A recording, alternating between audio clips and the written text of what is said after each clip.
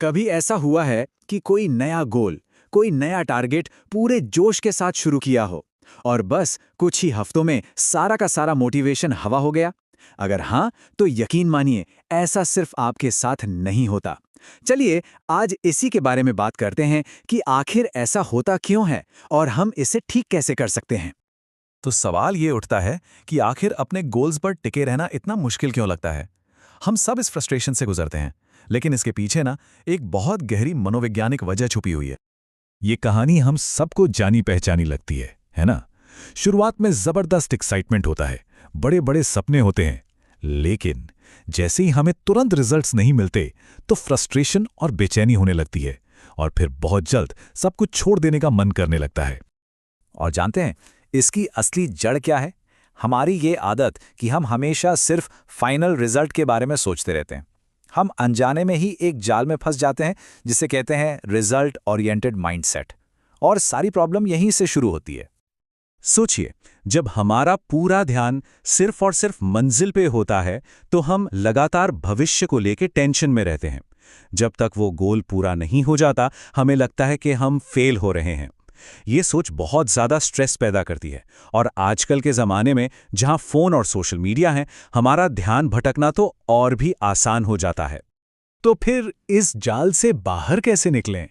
इसका जवाब छिपा है हमारी सोच बदलने में, हमारे माइंडसेट को शिफ्ट करने में।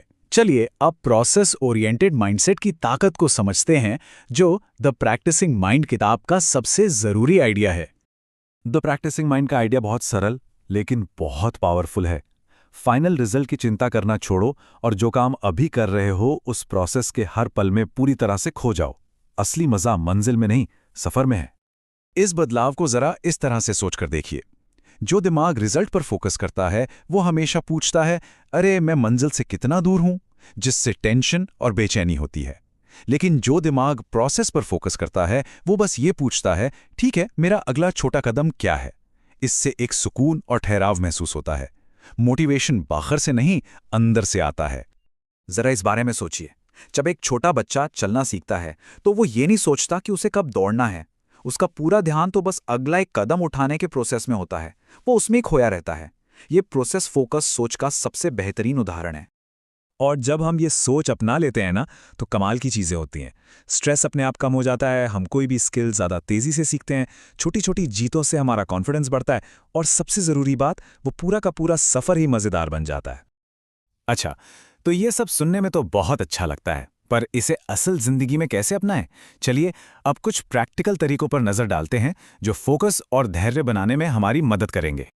देखिए, इन सभी तरीकों का जो आधार है, जो फाउंडेशन है, वो एक ही चीज है। जो भी कर रहे हैं उस पल में पूरी तरह से मौजूद रहना, मतलब यहां और अभी में जीना। अगर हमारा मन प्रेजेंट में है तो ना भविष्य की चिंता होगी, ना अतीत का कोई अफसोस। तो जब भी लगे कि मन इधर उधर भटक रहा है तो ये सिंपल सी टेक्निक अपनाइए। पहला, बस ये नोटिस कीजिए कि आपका ध्यान भटक गया है। दूसरा, अपने मन को धीरे से कमांड दीजिए, वापस आओ। और तीसरा, अपना पूरा ध्यान वापस उसी काम पर ले आइए जो आप कर रहे थे। धीरे धीरे ये आदत आपके फोकस को ट्रेन कर देगी। इसके अलावा कुछ और आसान से तरीके हैं, जैसे एक समय में सिर्फ एक ही काम करें, जिसे सिंगल टास्किंग कहते हैं।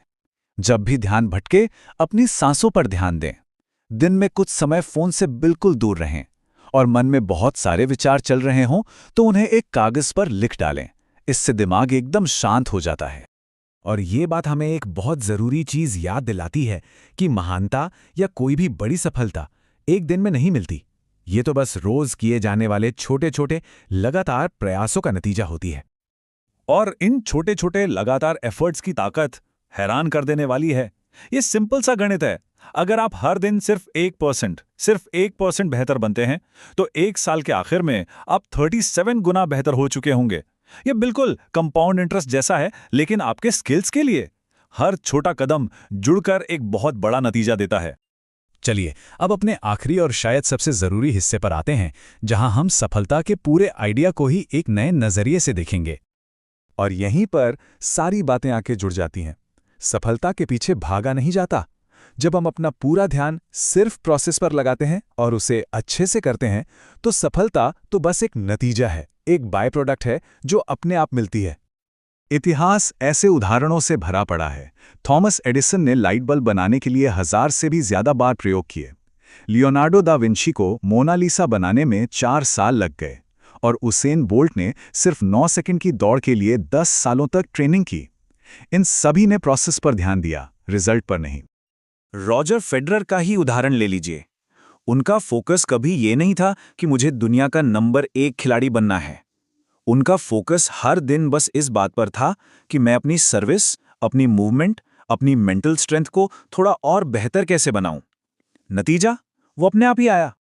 तो कुल मिलाकर बात बस इतनी सी है, हमें अपनी सोच में एक छोटा सा लेकिन बहुत जरूरी बदलाव लाना है। मुझे ये रिजल्ट चाहिए ही चाहिए वाली सोच से हटकर मुझे आज बस थोड़ा सा बेहतर बनना है वाली सोच को अपनाना है। तो मैं आपको इसी सवाल के साथ छोड़े जाता हूं। क्या हो अगर असली इनाम मंजिल तक पहुंचना नहीं, बल्कि वो पूरा का पूरा सफर ही हो? जरा सोचिएगा इसके बारे में।